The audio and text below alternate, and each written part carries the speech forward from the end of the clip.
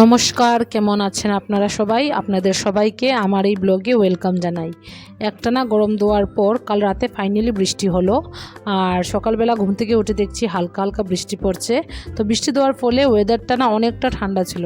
তো ভাবলাম আজকে সকালে ভেজ চাউমিন বানাবো। তো প্রথমে একটি কড়াইয়ের মধ্যে গাজর, আলু আর পেঁয়াজকে আমি অল্প তেলের মধ্যে ভেজে নিয়েছি। তারপর আগের থেকে সেদ্ধ করে রাখা চাউমিনটা আমি এর মধ্যে দিয়ে দিলাম কালো লবণ, গোলমরিচের গুঁড়া, টমেটো সস আর ম্যাগি মশলা।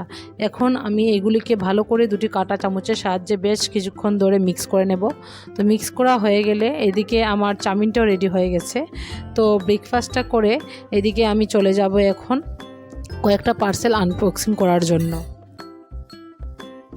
এই পার্সেলগুলো না কিছুদিন আগে এক এক করে এসেছিল, কিন্তু একসাথে আনবক্সিং করব আর আপনাদের সঙ্গে শেয়ার করব তা ভেবে রেখে দিয়েছিলাম। তো আজকে এগুলিকে আনবক্সিং করছি। এখানে রয়েছে 4টি আর্টিফিশিয়াল গাছ, দুটো রয়েছে বড় সাইজের ফ্লাওয়ার পট আর রয়েছে হ্যাঙ্গিং পট। এই হ্যাঙ্গিং পটগুলোর মধ্যে আমি ভেবেছিলাম যে অরিজিনাল ফুলের গাছই লাগাবো, কিন্তু অরিজিনাল ফুলের গাছ লাগালে তারপর মাটিটা শুকিয়ে গেলে তো জল টল দিতে অসুবিধা হবে, কারণ এই পটগুলো তো অনেকটা উপরে ঝুলানো থাকবে। তা ভেবে আমি এখানে অরিজিনাল ফুলের গাছের জায়গায় আর্টিফিশিয়াল গাছ লাগালাম। আর পটগুলো ব্যালকনিতে ঝুলিয়ে দেওয়ার পর কিছুটা এরকম দেখতে লাগছে। ব্যালকনিতে পটগুলো ঝুলিয়ে দেওয়ার পর আমি ঘরে চলে আসলাম বাকি কাজগুলো করে নেওয়ার জন্য। তো প্রথমে বিছানাটা গুছিয়ে নিলাম। আর আমাদের ঘরটা না মেন রোড থেকে বেশ কিছুটা ভিতরেই আছে, তারপরও জানি না কেন এত ধুলাবালি এসে জমে যায়। তো কি আর করা যাবে, ধুলটুল ঝাড় দিয়ে আমি এখন ঘরটা ঝাড়ু দিয়ে দেবো। তারপর ঘরটা পুছে আমি চলে যাব দুপুরে রান্না বসানোর জন্য। তো এতদিন ধরে একটানা গরম দিচ্ছিল বলে একদম হালকা পাতলার মধ্যে রান্নাবান্না করতে হয়েছে। যেমন ধরো মসুর ডালের বড়া, মাছের পাতলা ঝোল, এগুলো দিয়ে খাওয়া হয়েছে।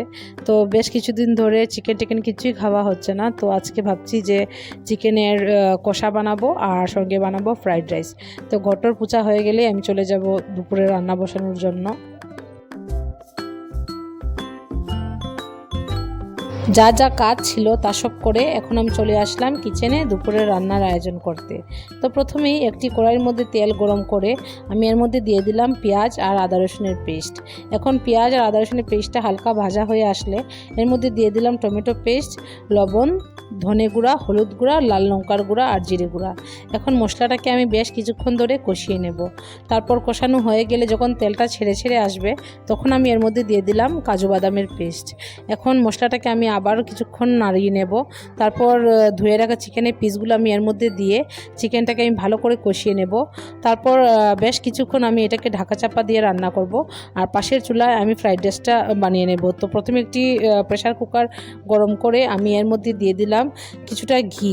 এখন ঘিটা গরম হয়ে আসলে এর মধ্যে দিয়ে দেব তেজপাতা আর থেতো করে রাখা দারচিনি আর এলাচটা, দিয়ে দেব কাজু আর কিশমিশ। তারপর কেটে রাখা গাজর বিনস এর মধ্যে দিয়ে পরিমাণ মতো চিনি আর লবণ দিয়ে এখন এগুলিকে আমি হালকা ভেজে নেব।